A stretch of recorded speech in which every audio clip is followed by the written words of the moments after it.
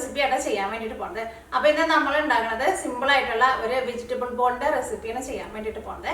പിന്നെ ഇതിൻ്റെ കൂടെ കഴിക്കാൻ വേണ്ടിയിട്ട് കുറച്ച് സ്പൈസി ആയിട്ടുള്ള ഒരു സോസും കൂടിയിട്ട് ഉണ്ടാക്കുന്നുണ്ട്. ഇത് രണ്ടും കൂടിയിട്ട് കഴിക്കാൻ വേണ്ടിയിട്ട് ശരിക്കും നല്ല ടേസ്റ്റാണ്. അപ്പോൾ നിങ്ങൾ ട്രൈ ചെയ്ത് നോക്കണം. ട്രൈ ചെയ്ത് നോക്കിയിട്ട് ഫീഡ്ബാക്ക് പറയാൻ വേണ്ടിയിട്ട് മറക്കരുത്.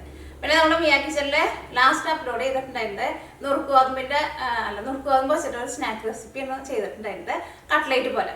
അപ്പോൾ നിങ്ങൾ ആ വീഡിയോ കാണാത്തവരുണ്ടെന്ന് വെച്ചിട്ടുണ്ടെങ്കിൽ ആ വീഡിയോ കൂടിയിട്ട് കണ്ടു നോക്കാം. അതും ട്രൈ ചെയ്ത് നോക്കാൻ വേണ്ടിയിട്ട് മറക്കരുത്. പിന്നെ നിങ്ങളെല്ലാവരും സുഖമായിട്ടിരിക്കുന്നത് വിചാരിക്കണം. ഇവിടെ ഞങ്ങളെല്ലാവരും സുഖമായിട്ടിരിക്കണം. കോഴിക്കുഞ്ഞും സുഖമായിട്ടിരിക്കണം. പിന്നെ കഴിഞ്ഞ 2 വീഡിയോയിൽ കുറച്ച് പേരൊക്കെ ചോദിച്ചിട്ടുണ്ടായിരുന്നു മറ്റേ 2 മുട്ട വിരിഞ്ഞിട്ടുണ്ടായിരുന്നു എന്ന്. ആ മുട്ട 2 വിരിഞ്ഞില്ല കേട്ടോ. അത് ഞാൻ പിറ്റേ ദിവസം എടുത്തിട്ട് കുലുക്കി നോക്കിയപ്പോൾ മുട്ട കുലുങ്ങനുണ്ടായിരുന്നു. പിന്നെ അതിലുള്ള കുഞ്ഞൊന്നും ഉണ്ടായിരുന്നില്ല. അപ്പോൾ ഒരു കുഴപ്പമുള്ളൂ. അവർക്ക് കുഴപ്പമൊന്നുമില്ല, സുഖമായിട്ടിരിക്കുന്നുണ്ട്. അപ്പോൾ ഇത് അങ്ങോട്ട് സമയങ്ങളിൽ തന്നെ നമ്മുടെ വെജിറ്റബിൾ ബോൾ നമുക്ക് റെഡിയാക്കിയിട്ട് എടുക്കാം. ഇനി നമുക്ക് ഇത് റെഡിയാക്കാൻ വേണ്ട സാധനങ്ങൾ എന്തൊക്കെയാന്ന് നോക്കാം. അപ്പോൾ നോക്കിയേ, ഞാനിവിടെ ഇതേപോലത്തെ 4 ഉരുളൻകിഴങ്ങ് എടുത്തിട്ടുണ്ട്. ഇത് ഒരുപാട് വലിയ ഉരുളൻകിഴങ്ങല്ല കേട്ടോ. അപ്പോൾ നിങ്ങൾ എടുക്കുമ്പോൾ വലിയ ഉരുളൻകിഴങ്ങാന്ന് വെച്ചിട്ടുണ്ടെങ്കിൽ അതനുസരിച്ചിട്ട് എടുക്കുക. ഉരുളൻകിഴങ്ങ് പുഴുങ്ങിയിട്ടാണ് എടുത്തേക്കുന്നത്. പിന്നെ ഇതേപോലത്തെ ഒരു വലിയ ക്യാരറ്റ് എടുത്തിട്ടുണ്ട്. ക്യാരറ്റ് പുഴുങ്ങാണ്ടാണ് എടുത്തേക്കുന്നത്. ഉരുളൻകിഴങ്ങ് മാത്രമേ ഇതിനകത്ത് വേവിച്ചതുള്ളൂ കേട്ടോ. പിന്നെ ഒരു ക്യാപ്സിക്കം എടുത്തിട്ടുണ്ട്. ഈ ക്യാപ്സിക്കത്തിൻ്റെ ഒരു 3/4 ഭാഗം മതി കേട്ടോ. അതിനത് കുറച്ച് വലുതാണല്ലോ, നമുക്ക് ഇത്രയ്ക്ക് അധികം ആവശ്യമില്ല. പിന്നെ സവാള എടുത്തിട്ടുണ്ട്, അതേപോലത്തെ ഒരു കഷ്ണം സവാള. പിന്നെ എരിവിന് വേണ്ടിയിട്ട് പച്ചമുളക്, ഞാൻ 3 പച്ചമുളകാണ് എടുത്തേക്കുന്നത്. നിങ്ങൾക്ക് എരിവ് നന്നായിട്ട് വേണമെന്ന് വെച്ചിട്ടുണ്ടെങ്കിൽ അതനുസരിച്ചിട്ട് പച്ചമുളക് കൂടുതൽ ചേർക്കാം. ഇതിലേക്ക് നമ്മൾ ക്രഷ് ചെയ്തേക്കണം ഉണക്കമുളകും ചേർക്കുന്നുണ്ട്. പിന്നെ മല്ലിയില എടുത്തിട്ടുണ്ട്. പിന്നെ ഇതിലേക്ക് നമ്മൾ കോൺഫ്ലവറും ചേർക്കുന്നുണ്ട്, കുറച്ച് മൈദപ്പൊടിയും ചേർക്കുന്നുണ്ട്, ആവശ്യത്തിന് ഉപ്പും കൂടി ചേർക്കുന്നുണ്ട്. അപ്പോൾ ഇത്രയ്ക്ക് സാധനങ്ങൾ ചേർത്തിട്ടാണ് നമ്മൾ ഇതിൻ്റെ മിക്സിങ് റെഡിയാക്കിയിട്ട് എടുക്കുന്നത്. അപ്പോൾ നമുക്ക് ഇതിൻ്റെ മിക്സിങ് റെഡിയാക്കാൻ വേണ്ടിയിട്ട് ഒരു പാത്രം എടുക്കാം. ഉരുളൻകിഴങ്ങ് ഫസ്റ്റ് നമുക്ക് നന്നായിട്ടൊന്ന് ഉടച്ചിട്ട് എടുക്കാം. ഉരുളൻകിഴങ്ങ് നിങ്ങൾക്ക് അറിയായിരിക്കും, അധികം ചൂടാറുന്നതിന് മുമ്പ് ഇതിൻ്റെ തൊലി കളയാം. അപ്പോൾ നമുക്ക് ഉരുളൻകിഴങ്ങിൻ്റെ തൊലി പെട്ടെന്ന് കളയാൻ വേണ്ടിയിട്ട് പറ്റും. നന്നായിട്ട് ചൂടാറിയിട്ടുണ്ടെന്ന് വെച്ചിട്ടുണ്ടെങ്കിൽ കളയാൻ വേണ്ടിയിട്ട് പാടായിരിക്കും. ഉരുളൻകിഴങ്ങ് നന്നായിട്ട് വേവണം കേട്ടോ, കാരണം നമ്മൾ ഉരുളൻകിഴങ്ങ് ഇതിനകത്ത് നന്നായിട്ട് ഉടച്ചിട്ടാണ് ചേർക്കുന്നത്.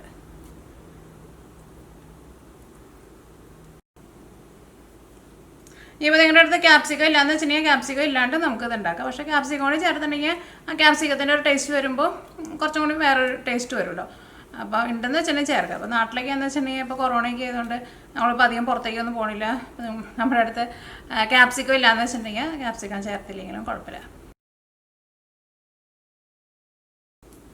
ഉരുളൻകിഴങ്ങ് നമ്മൾ തൊലി കളഞ്ഞെടുത്തിട്ടുണ്ട്. ഈ ഉരുളൻകിഴങ്ങ് നന്നായിട്ട് ഉടച്ചിട്ട് എടുക്കുക.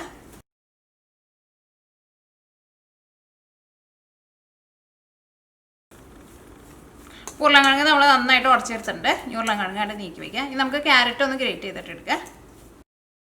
അപ്പോൾ ഞാനിവിടെ ഓൾറെഡി ക്യാരറ്റ് ക്ലീൻ ചെയ്തെടുത്തിട്ടുണ്ട് കേട്ടോ. ഇതിൻ്റെ പുറത്ത് തൊലി ഉണ്ടല്ലോ, അത് ഞാൻ കളഞ്ഞ് കഴുകിയെടുത്തിട്ടുണ്ട്. ഇനി ഇത് നമുക്ക് ഇതേപോലെ തന്നെ ഗ്രേറ്ററിന് വെച്ചിട്ട് ഗ്രേറ്റ് ചെയ്യാം.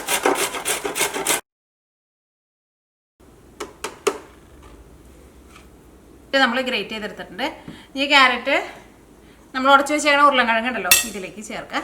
എടുക്കുമ്പോൾ ഉരുളൻകിഴങ്ങ് ഏറ്റവും കൂടുതൽ ചേർക്കുക, അതിനേക്കാളും കുറച്ച് കുറവ് ക്യാരറ്റ് ചേർക്കാം. ഇനി നമുക്ക് ക്യാപ്സിക്കം ഒന്ന് ഗ്രേറ്റ് ചെയ്തിട്ട് എടുക്കാം. അല്ലെങ്കിൽ ഞാൻ ക്യാപ്സിക്കം നല്ല പൊടിയായിട്ട് കട്ട് ചെയ്തിട്ട് എടുക്കാം. അപ്പോൾ ഞാൻ ഗ്രേറ്റ് ചെയ്തിട്ടാണ് എടുക്കുന്നത്.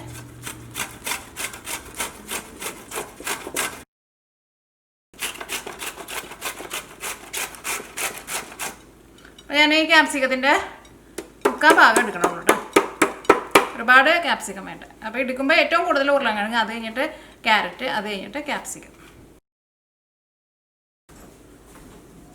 ഞാൻ അടുത്തത് സബോളയായിരുന്നാലും നല്ല പൊടിയായിട്ട് കട്ട് ചെയ്തിട്ട് എടുക്കുക.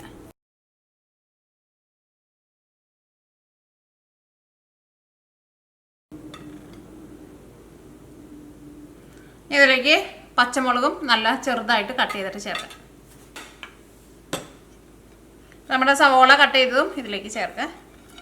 അടുത്തത് പച്ചമുളക് ആയിരുന്നാലും നല്ല ചെറുതായിട്ട് കട്ട് ചെയ്തിട്ട് വേണം ചേർക്കാൻ വേണ്ടിയിട്ട്. എല്ലാവരും നല്ല പൊടിയായിട്ട് കട്ട് ചെയ്തിട്ട് ചേർക്കാം.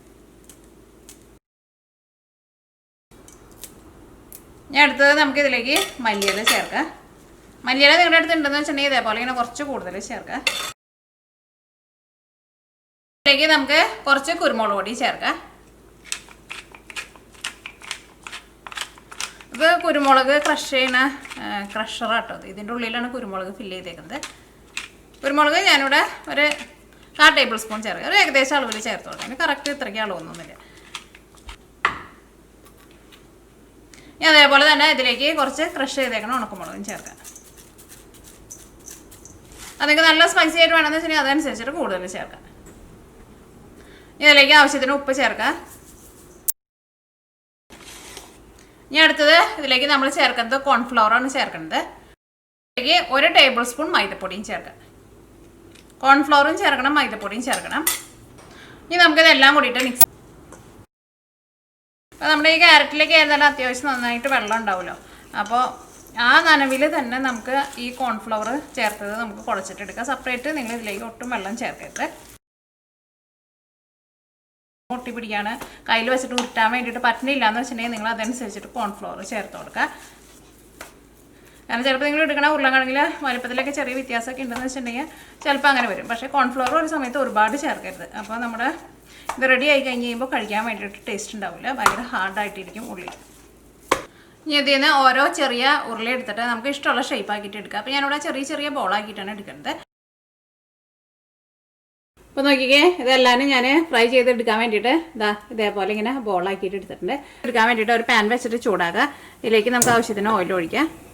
പിന്നെ ഇത് വറുത്തിട്ട് എടുക്കുമ്പോൾ നിങ്ങളൊരു കാര്യം പ്രത്യേകം ശ്രദ്ധിക്കുക. നിങ്ങളുടെ അടുത്ത് നോൺ സ്റ്റിക്കിൻ്റെ പാൻ ഉണ്ടെന്ന് വെച്ചിട്ടുണ്ടെങ്കിൽ നോൺ സ്റ്റിക്കിൻ്റെ പാനിൽ വറുത്തിട്ട് എടുക്കുന്നതാണ് എപ്പോഴും നല്ലത്. ചിലപ്പോൾ നമ്മൾ മറ്റേ സാധാരണ പാൻ ഉണ്ടല്ലോ, ഇരുമ്പിൻ്റെ ചീഞ്ചട്ടി അല്ലെങ്കിൽ സ്റ്റീലിൻ്റെ പാത്രം, അതിനകത്ത് ചിലപ്പോൾ വറുത്തെടുത്തിട്ടുണ്ടെന്ന് വെച്ചിട്ടുണ്ടെങ്കിൽ ചിലപ്പോൾ അടിയിൽ പിടിക്കും. അപ്പോൾ നിങ്ങൾ ഫസ്റ്റ് ഒരെണ്ണം നിങ്ങളൊന്ന് ട്രൈ ചെയ്ത് നോക്കണം. അടിയിൽ അങ്ങനെ പിടിക്കുന്നുണ്ടെന്ന് വെച്ചിട്ടുണ്ടെങ്കിൽ നോൺ സ്റ്റിക്കിൻ്റെ പാനിൽ തന്നെ ചെയ്യണം കേട്ടോ.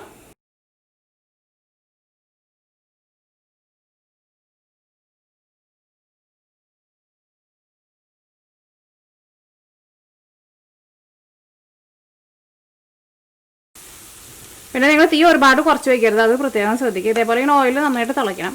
അതനുസരിച്ചിട്ട് നിങ്ങൾ തീ കൂട്ടിയും കുറച്ചും വയ്ക്കുക. അല്ലെങ്കിൽ തീ അങ്ങനെ കുറച്ച് വെച്ചിട്ടുണ്ടെന്ന് വെച്ചിട്ടുണ്ടെങ്കിൽ ഇതിൻ്റെ ഉള്ളിലേക്ക് കണ്ടമാനം ഓയിൽ കയറും. പിന്നെ അത് കുതിരാൻ വേണ്ടിയിട്ട് തുടങ്ങും ഓയിൽ ഇരുന്നിട്ട്. അപ്പോൾ പിന്നെ അത് പൊടിയാൻ വേണ്ടിയിട്ട് തുടങ്ങും. പക്ഷെ അത് കഴിക്കാൻ വേണ്ടിയിട്ട് നല്ല ടേസ്റ്റാണ്. അപ്പോൾ നോൺ സ്റ്റിക്കിൻ്റെ പാൻ ഉണ്ടെന്ന് വെച്ചിട്ടുണ്ടെങ്കിൽ മാത്രമേ നിങ്ങൾ ട്രൈ ചെയ്താൽ മതി. മറ്റേലുണ്ടെന്ന് വെച്ചിട്ടുണ്ടെങ്കിൽ ചിലപ്പോൾ അടിയിൽ പിടിക്കും. ഇതേപോലെ ഇങ്ങനെ രണ്ട് സൈഡും തിരിച്ച് മറിച്ചിട്ടിട്ട് രണ്ട് സൈഡ് നന്നായിട്ട് മൊരിച്ചിട്ട് എടുക്കുക. അപ്പോഴായിരിക്കും കഴിക്കാൻ വേണ്ടിയിട്ട് നല്ല ടേസ്റ്റ് ഉണ്ടാവുക. അപ്പോൾ അതെല്ലാവരും ഫ്രൈ ചെയ്തെടുത്തിട്ടുണ്ട്. അപ്പോൾ ഞാൻ എടുത്തേക്കണേന്ന് പകുതി എടുത്തിട്ടുള്ളൂ, ബാക്കിയുള്ളത് ഞാൻ ഫ്രിഡ്ജിലെടുത്ത് വെച്ചേക്കാണ്. ഫ്രിഡ്ജിലെടുത്ത് വെച്ചിട്ടുണ്ടെങ്കിൽ ഒരു 3-4 ദിവസം വരെ കേട് വരാണ്ടിരിക്കുക. അപ്പോൾ നമ്മുടെ ആവശ്യത്തിന് നമുക്ക് എടുക്കുക. ഇതേപോലെ ഷേപ്പ് ആക്കിയിട്ട് ഫ്രൈ ചെയ്തിട്ട് എടുക്കുക. ഇതിലേക്കുള്ള സോസ് റെഡിയാക്കാൻ വേണ്ടിയിട്ട് ഞാനിവിടെ സാധാരണ മുളക് പൊടി 3/4 ടേബിൾ സ്പൂണാണ് എടുക്കുന്നത്. ഇതിലേക്ക് 2 ടേബിൾ സ്പൂൺ കാശ്മീരി മുളക് പൊടി എടുക്കുക. ഈ കാശ്മീരി മുളക് പൊടിക്ക് ഒട്ടും എരിവുണ്ടാവില്ല, നമ്മുടെ സാധാരണ മുളക് പൊടിക്ക് മാത്രമേ എരിവുണ്ടാവുള്ളൂ. അപ്പോൾ നിങ്ങൾ ഈ 2 മുളക് പൊടിയും മിക്സ് ചെയ്തിട്ട് വേണം എടുക്കാൻ വേണ്ടിയിട്ട്. സാധാരണ മുളക് പൊടി തന്നെ മാത്രം എടുക്കരുത്, അപ്പോൾ ഭയങ്കര എരിവായിരിക്കും. ഇതിലേക്ക് നമുക്ക് കുറച്ച് വെള്ളം ഒഴിച്ചിട്ട് ഇതൊന്ന് മിക്സ് ചെയ്തിട്ട് എടുക്കുക. ഭയങ്കര പേസ്റ്റ് പോലെയല്ല, കുറച്ച് വെള്ളം പോലെ വേണം മിക്സ് ചെയ്യാൻ വേണ്ടിയിട്ട്. നോക്കിക്കേ, നമ്മുടെ മുളക് പൊടി ഇതേപോലെ ഇങ്ങനെ മിക്സ് ചെയ്തിട്ട് എടുക്കണം. ഭയങ്കര പേസ്റ്റ് പോലെ എടുക്കരുത്, ഇതേപോലെ ഇങ്ങനെ കുറച്ച് വെള്ളമാക്കിയിട്ട് എടുക്കുക.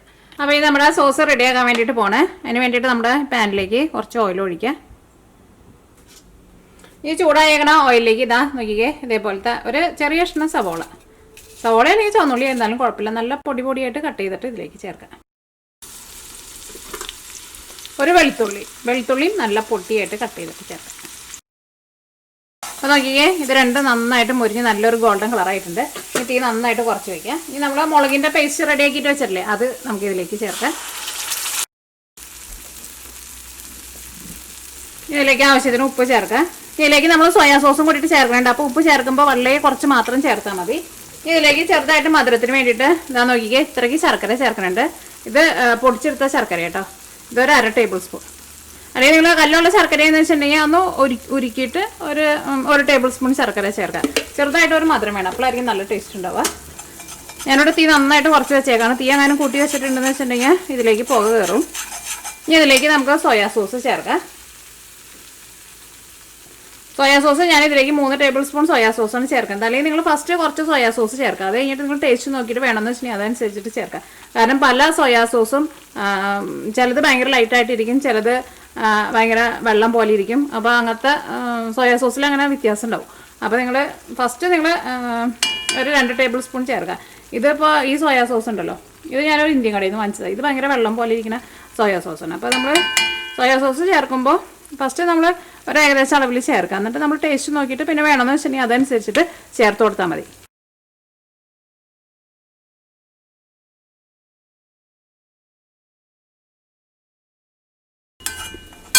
ഇച്ചിരി കൂടി സോയാ സോസ് ചേർക്കുന്നുണ്ട്.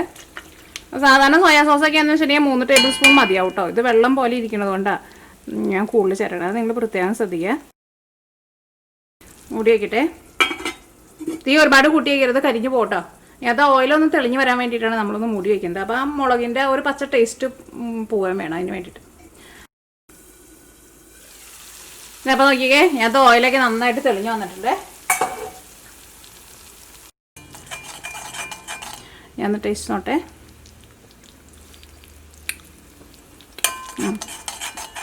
ചെറുതായിട്ടൊരു മധുരമുണ്ട്, അത്യാവശ്യം എരിവുണ്ട്. സോയാ സോസിൻ്റെ നല്ലൊരു ഫ്ലേവറും വന്നിട്ടുണ്ട്. ഞാനിതിലേക്ക് കുറച്ച് വെള്ളം കൂടി ചേർത്തിട്ട് ഇത് നമുക്കൊന്ന് ലൂസാക്കിയിട്ട് എടുക്കാം. ഫസ്റ്റ് ഇതേപോലെ ഓയിൽ നന്നായിട്ട് തെളിഞ്ഞ് വന്നിട്ട് വേണം വെള്ളം ചേർക്കാൻ വേണ്ടിയിട്ട്.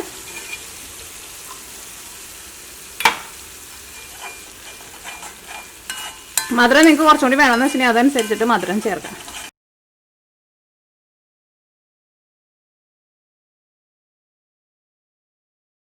നന്നായിട്ട് തിളച്ച് കഴിഞ്ഞ് കഴിയുമ്പോൾ നമുക്ക് തീ ഓഫ് ചെയ്യാം. അപ്പോൾ നമ്മൾ ഇപ്പോൾ ഇതിലേക്ക് കാശ്മീരി മുളക് പൊടിയും സാധാരണ മുളക് പൊടിയും കൂടി മിക്സ് ചെയ്തിട്ടാണ് ചേർത്തേക്കുന്നത്. അപ്പോൾ അതുകൊണ്ട് തന്നെ ഭയങ്കര എരിവില്ല. പക്ഷേ നിങ്ങൾ മറ്റേ മുളക് പൊടി തന്നെയാണ് ചേർക്കണതെന്ന് വെച്ചിട്ടുണ്ടെങ്കിൽ അത് ഇത്രയ്ക്ക് അധികം ചേർക്കണ്ട കേട്ടോ. അപ്പോൾ നമ്മുടെ സോസ് നമുക്ക് ഒരു സർവിങ് പ്ലേറ്റിലേക്ക് പകർത്തി വയ്ക്കാം. പിന്നെ ഇത് നിങ്ങൾ ഫ്രൈ ചെയ്തിട്ട് എടുക്കുന്ന സമയത്ത് എങ്ങാനും ഒരുപാട് ഓയിൽ കുടിക്കുക അല്ലെങ്കിൽ ഇത് പൊട്ടിപ്പോവുകയോ ചെയ്തിട്ടുണ്ടെന്ന് വെച്ചിട്ടുണ്ടെങ്കിൽ കോൺഫ്ലവർ കുറഞ്ഞിട്ടായിരിക്കും. അപ്പോൾ നിങ്ങൾ അതനുസരിച്ചിട്ട് കോൺഫ്ലവർ ചേർത്ത് കൊടുക്കാൻ വേണ്ടിയിട്ട് മറക്കരുത്. അപ്പോൾ ഫസ്റ്റ് എല്ലാം കൂടിയിട്ട് ഒരുമിച്ച് ഇട്ടിട്ട് ഫ്രൈ ചെയ്യാൻ വേണ്ടിയിട്ട് നിൽക്കണ്ട. ഫസ്റ്റ് ഒരെണ്ണം ട്രൈ ചെയ്ത് നോക്കാം. എന്നിട്ട് അങ്ങനെ വരുന്നുണ്ടെന്ന് വെച്ചിട്ടുണ്ടെങ്കിൽ അതനുസരിച്ചിട്ട് കോൺഫ്ലവർ ചേർത്തിട്ട് രണ്ടാമതൊന്നും കൂടി മിക്സ് ചെയ്തെടുത്തിട്ട് ഫ്രൈ ചെയ്തിട്ട് എടുക്കാം. ഇതാ കഴിച്ചു നോക്കട്ടെ.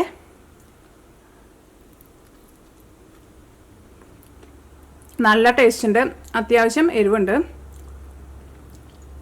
അപ്പോൾ നിങ്ങൾക്ക് വേണമെന്ന് വെച്ചിട്ടുണ്ടെങ്കിൽ വെറുതെ തന്നെ കഴിക്കാം, അല്ലെങ്കിൽ ഇതേപോലെ ഇങ്ങനെ സോസിൽ ഡിപ്പ് ചെയ്തിട്ട് കഴിക്കാം. അപ്പോൾ നിങ്ങളെല്ലാവരും ട്രൈ ചെയ്ത് നോക്കാം. ട്രൈ ചെയ്ത് നോക്കിയിട്ട് ഫീഡ്ബാക്ക് പറയാൻ വേണ്ടിയിട്ട് മറക്കരുത്. അപ്പോൾ ഞാൻ ആ പറഞ്ഞേക്കണ പോലെയൊക്കെ നിങ്ങൾ ഫ്രൈ ചെയ്തിട്ട് എടുക്കണം, അല്ലെങ്കിൽ ചിലപ്പോൾ പൊട്ടിപ്പോവും, അല്ലെങ്കിൽ അത് കണ്ടമാനം ഓയിൽ കുടിക്കും. അപ്പോൾ അത് മറക്കാണ്ട് അതേപോലെ ചെയ്യണം കേട്ടോ.